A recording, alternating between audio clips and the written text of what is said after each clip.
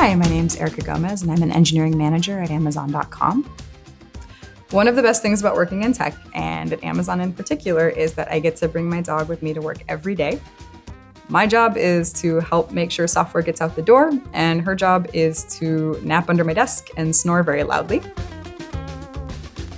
My name is Jerome Holman, and I'm a program manager on Team Xbox, and I have a really fun job, basically bringing the hardware and the software together to give you all the games that you love on your Xbox.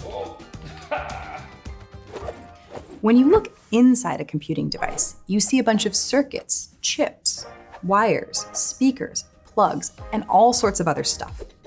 This is the hardware. But what you don't see is the software.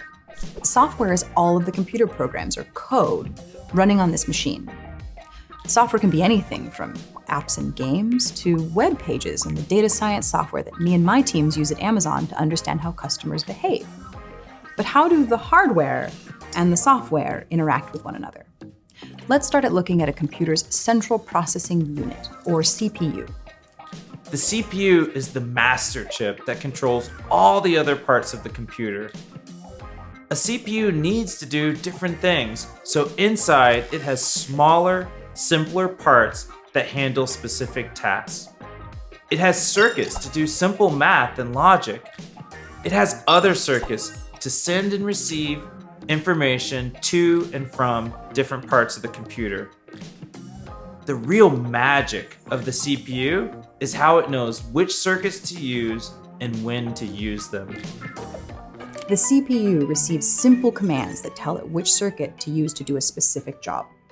For example, an add command tells the CPU to use its adder circuit to calculate a new number. And then the store command tells the CPU to use a different circuit to save that result into memory. Just like numbers, all of these simple commands can be represented in binary ones and zeros, or on and off electrical signals. The binary commands are stored in memory, and the CPU fetches and executes them in sequence, one after the other.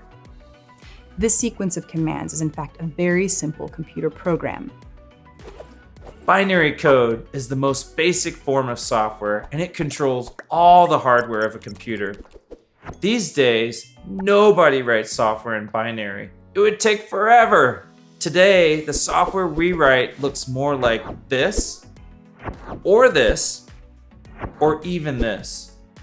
Programming languages like these let you type in commands in something that looks a lot like English. To draw a rectangle on the screen, you just need a single command. This high-level command is converted into hundreds or thousands of simpler binary commands that the CPU understands. Software tells the CPU what to do. But when you're listening to music and browsing the web and chatting with a friend, your computer is running multiple pieces of software all at once. So how do all of these programs get on the computer in the first place? And how can the CPU run them all at once? To find out, we'll have to take a look at the operating system. The operating system of a computer is the master program that manages how software gets to use the hardware of the computer. For example, I helped create the Windows operating system that runs on most personal computers. The operating system is a program with special abilities that let it control the other software on the computer. It lets you install new programs by loading them into your computer's memory. It decides when a program is run by the central processing unit and whether that program can access the computer's input and output devices. And when you think your computer is running many programs at once, in reality, it's the operating system that's quickly switching between programs, sharing that CPU for fractions of a second. Inside every computer is an operating system managing software that controls the computer's hardware. The software is a series of commands made of simple binary code, and that binary code is just electrical signals flowing through billions of tiny circuits. Computers have the potential to do all kinds of amazing things. But the only thing that makes a computer smart or useful is you. When you learn to code, you get to define the problem you want to solve and write the software that turns those ideas into reality. That gives you the power to build things that matter to you, your community, and the world.